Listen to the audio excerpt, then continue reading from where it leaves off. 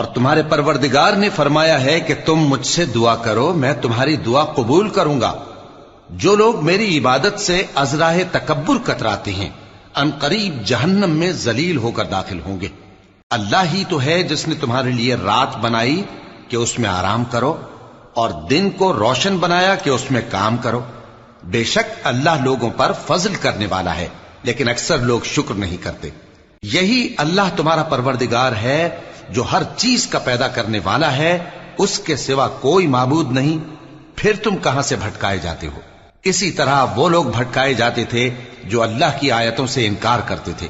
اللہ ہی تو ہے جس نے زمین کو تمہارے لیے ٹھہرنے کی جگہ اور آسمان کو چھت بنایا، اور تمہاری صورتیں بنائیں اور صورتیں بھی اچھی بنائیں، اور تمہیں پاکیزہ چیزیں کھانے کو دیں۔